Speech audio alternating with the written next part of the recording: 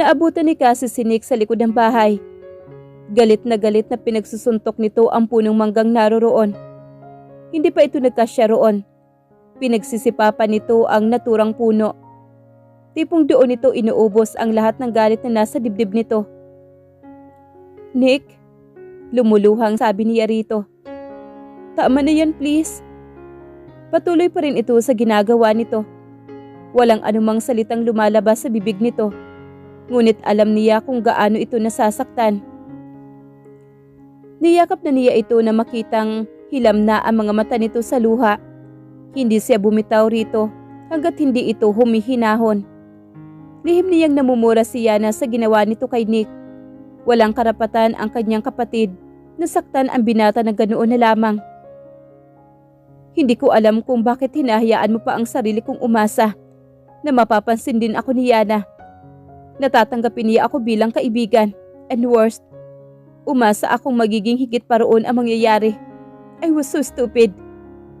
Puno ng pait na tura naman ito. Pareho na silang nakaupo sa lupa. Medyo kumakalma na rin ito. "Nick, Yana is still young. Huwag mo na siyang pagtakpan pa kasi. Mabuti nga yun na habang maaga pa ay nalaman ko na kung gaano kaliit ang tingin niya sa akin. Kung gaano kababa." Pinangingiliran na naman ito ng luha sa mga mata. At halata niya ang pagpipigil nito na huwag bumagsak ang mga iyon. All the while, ganun pala ang tingin niya sa akin. Paaral lang ng daddy ninyo.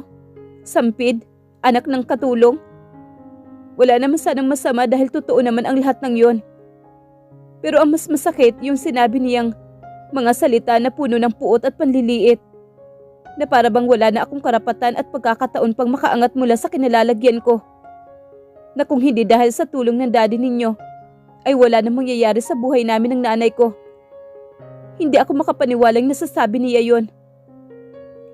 Kitang-kita niya ang labis na paghihirap sa mukha nito. Ikaw na rin mismo ang nagsabi na talagang may pagkamudi yang si Yana. Nadala lang marahil ng mapusok niyang isip ang lahat ng nasabi niya. Marahil hindi niya sinasadya ang sasabihin ang lahat ng yun sa'yo.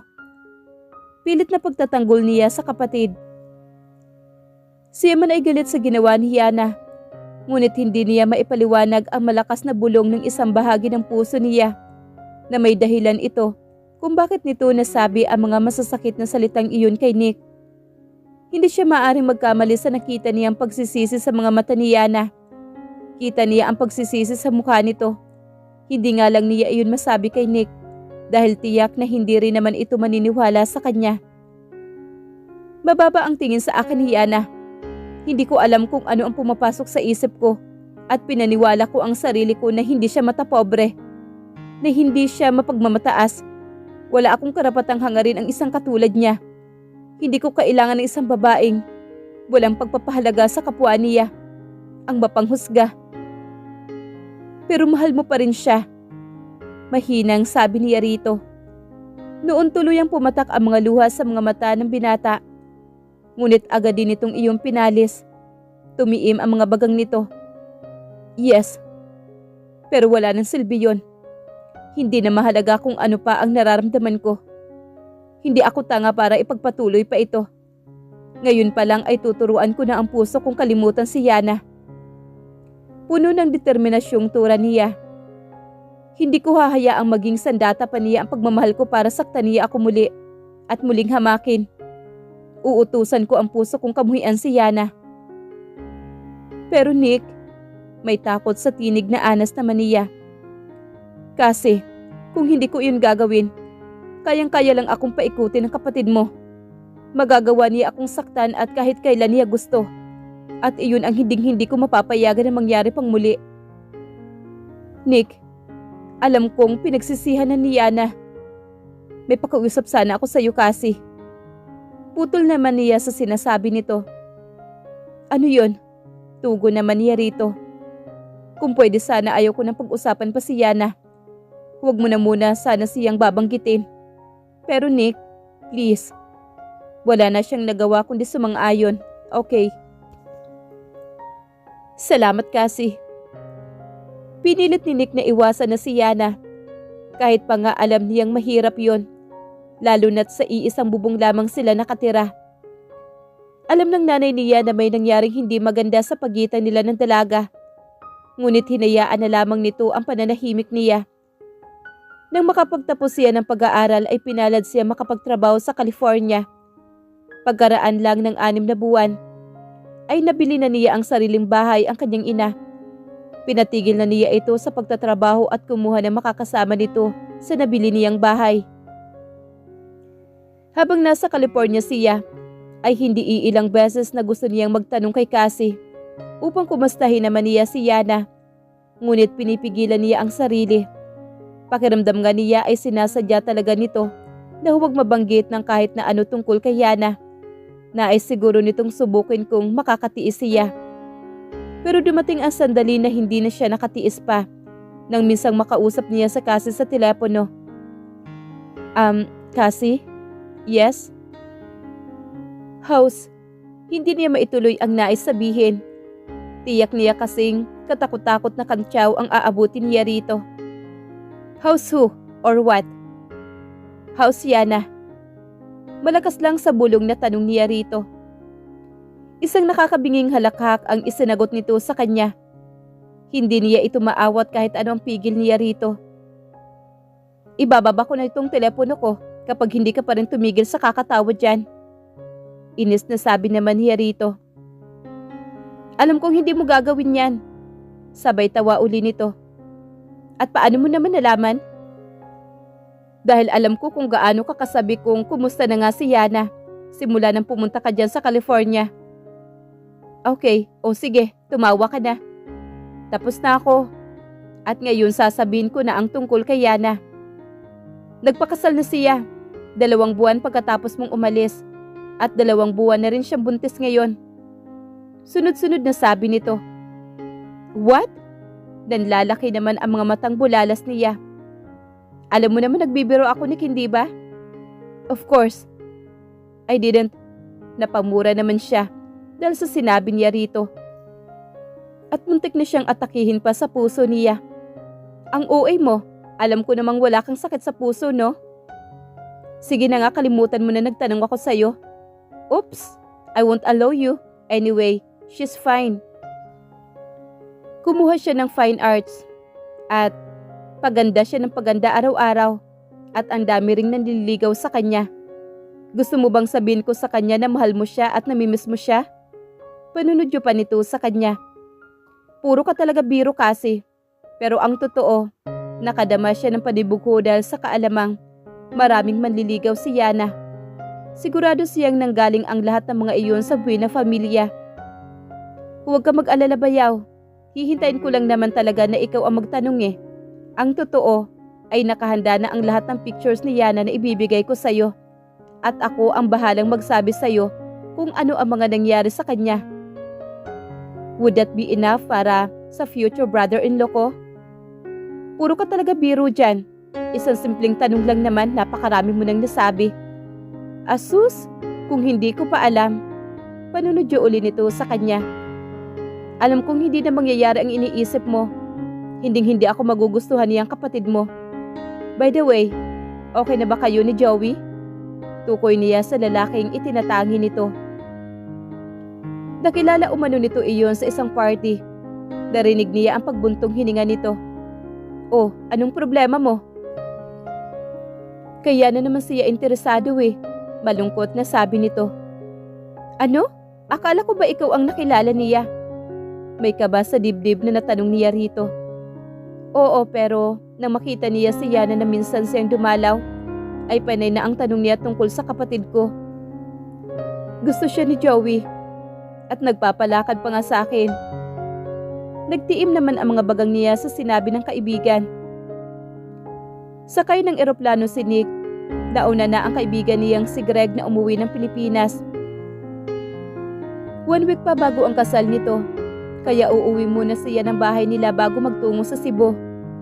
2 years ago, ay umuwi rin siya para umattend sa kasal ni Cassie at ni Joey. Nagulat nga siya nang ibalita iyon sa kanya ni Cassie. Ang alam kasi niya ay si Yana ang nobya ni Joey. Kahit nasa malayo siya, Alam niya ang nagaganap sa Pilipinas. Alam niyang labis na dinamdam ni Cassie nang sagutin niya na si Joey. Sinabi pa nito sa kanya na may pakiramdam itong kaya lamang daw sinagot niya na si Joey ay para pasakitan ito dahil hindi raw lingid sa kaalaman ni Yana na may pagtingin si Cassie sa binata. Nakadama siya ng galit nang malaman iyon. Napagtanto niyang wala pa rin talagang ipinagbago si Yana. Sinasaktan pa rin palagi nito ang damdamin ni Cassie. At nang tumawag nga si Cassie para ibalita ang nakatakda nitong kasal kay Joey at buntis na nga raw ito, naisip niyang kung ano kaya ang nararamdaman ni Yana. Nasaktan kaya ito? Hindi ba talaga nito minahal si Joey tulad ng sinasabi ni Cassie? Pero noong dumalo siya sa kasal ay wala naman siyang naramdamang anumang kakaiba sa pagitan ng mga ikinakasal at ni Yana. It seems that everything was fine. Hindi niya inaalis ang tingin niya kay Yana ng araw na iyon. Pilit niyang hinahanap ang galit sa mga mata nito. Pero parang masaya naman ito para sa mga ikinakasal na siya niyang ikinaduda. Kaya nga nang makarating siya sa reception, ay pasimple niya itong kinausap at binalaan na kung anuman ang binabalak nitong hindi maganda. Sa bagong kasal ay mabuti pang kalimutan na nito. Sinabi pa niya rito na siya ang makakalaban nito kapag nagkataon.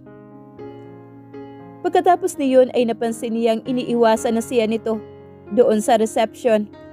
5 araw lang ang nakuha niyang bakasyon noon. Kaya pagkatapos ng kasal ay bumalik na rin siya sa California. Hindi na sila masyadong nakapag-usap pa ni Cassie.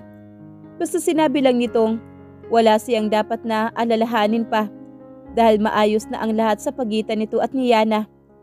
Na hanggang ngayon naman ay hindi pa rin siya makapaniwala. May pagdududa pa rin siyang nararamdaman. Ano ang naiisip ni Yana at ganoon na lang ito tinanggap ang mga nangyari? Ngayon ay magdadalawang taon na ang anak ni Cassie at Joey na inaanak naman niya. Kahit pa nga hindi siya nakadalo sa binyag. Wala namang sinasabi sa kanya si Cassie na may ginagawang hindi magandang hakbang si Yana laban sa pagsasama nito at ni Joey. Ipinikit niya ang kanyang mga mata at isinandal ang kanyang likod sa upuan. Iyon na ang pinakamatagal niyang bakasyon. 2 buwan iyon. Ngayon ay kinakabahan na naman siya. Tulad ng mga nakaraang pag-uwi niya. At iyon ay dahil sa muli nilang pagkikita ni Yana. Sa kabila ng kaba ay nakaramdam din siya ng kasiyahan na muling makita ang dalaga. Ngunit kailanman, hinding-hindi niya ipakikita iyon kay Yana. Yana, congratulations! Bati sa kanya ng assistant niyang si Kate na naging malapit na rin sa kanya. Alam niya kung ano ang tinutukoy nito. Nailathala sa isang Time magazine ang litrato niyang siya mismo ang kumuha niyon. She was a photographer by profession. Pinagsabay niya ang kursong Fine Arts at ang photography. Dumayo pa siya sa Singapore para madagdagan pa ang kaalaman niya noon. 6 months din ang inilagi niya roon. Isa sa mga mentors niya ay ang instructor na si Mr. C. Ang nag-udyok sa kanya na magpasa sa contest na nilunsad ng Time Magazine sa Singapore edition. Ang tema ay tungkol sa inosenteng mga mata ng mga bata. Larawan ng mga batang naliligo sa ulan ang ipinasa niya. At nanalo siya ng first prize. At hindi pa nga niya iyon malalaman kung hindi itinawag sa kanya ni Mr. C. Mula nang mailabas ang issue ng magazine na iyon, ay hindi na napahinga pa ang cellphone niya sa kakatawag ng mga kaibigan niya. Kagabi ay nagbigay pa ang kanyang mga magulang kasama ang pamilya ni Cassie ng isang special dinner para daw i-celebrate ang pagkapanalo niya sa contest na iyon. Salamat, Kate. Nakangiting pasasalamat niya rito. Hay nako, pati nga si Mrs. Llamas ay tumawag kanina para batiin ka. Natandaan niya kasi na yung pictures na Time Magazine, siya rin pictures na naka-frame dito sa studio. Banggit naman ito sa isa sa mga kliyente nila. Madalas na siya ang kumukuha ng mga larawan ng pamilya nito, taon-taon. Personal choice siya nito, kahit pa nga marami naman siyang magagaling na photographer na nagtatrabaho sa kanya. Malaki ang inangat ng itinayo niyang studio. Konsiderasyon na ang 3 taon na lamang iyon. Utang niya sa daddy niya ang kapital sa pagpapatayo niyon Matapos lamang ang 1.5 taon, ay naibalik na niya rito ang puhunang hiniram niya, kahit pa nga ayaw nito itong tanggapin. Sikat ka na talaga. Hindi lang mga sikat na artista ang nakuhanan mo. Ngayon naman, pasok sa Time Magazine ang kuha mong yan. Anito sabay turo sa malaking larawan na siya ang ipinasa niya sa contest na nakadisplay sa receiving area ng studio niya. Nakalimutan ko na ngayong contest na yon. 2 weeks ko pang nalaman. Ngayon nga lang lumabas yung issue. At niwala ka man lang nabanggit? Nanlalaki naman ang mga matang tura nito. Nagkabit-balikat naman si Yana. At saka nga pala, tumawag kanina si Cassie. Ipinapaalala yung birthday ng anak niya. Anito na sumunod sa kanya pagpasok niya sa sarili niyang opisina. Talagang si Cassie, oo. Natatawang sabi naman niya. Kahapon lang ay panay ang paalala niya. Tapos ngayon ay tumawag pa. Parang ang sobrang excited siya kanina. Huwag na huwag ka nga raw talaga mawawala doon. Of course, pupunta ako doon. Birthday yata ng pamangkin ko. Tapos inaanak ko pa. Talaga bang hindi ka makakasama, Kate? Gusto ko nga rin sana. Kaya lang, alam mo naman ngayon darating ang tita ko galing sa Cebu. Ako ang susundo sa airport. Ah, okay. Yana, thank you nga pala ulit ha. At pumayag kang maging official photographer ng kasal ng pinsan ko ha. Ang laki pa namang nang ibinigay mong discount. Sus, ito naman, parang iba. It's my pleasure na ako ang kukuha ng mga pictures sa kasal niya, okay? Tuwang-tuwa rin si Marcos dahil makakauwi siya sa Cebu. Tukoy niya sa kasama nila sa studio na siya namang kukuha ng videos sa kasal. Ang nanay ko kasi, ibinida na nagtatrabaho ako sa isang sikat na studio at bigatin ang boss ko. Kaya ayun, siya na ang nagpresenta ng studio natin. Kinabahan nga si Trina na baka malaki raw ang service natin. Yung nanay ko naman, ipinangalanda ka na malaki ang discount kasi dito nga raw ako nagtatrabaho. Nahihiyang pahayag naman ito sa kanya. Hayaan mo na si Nanay Remy, okay?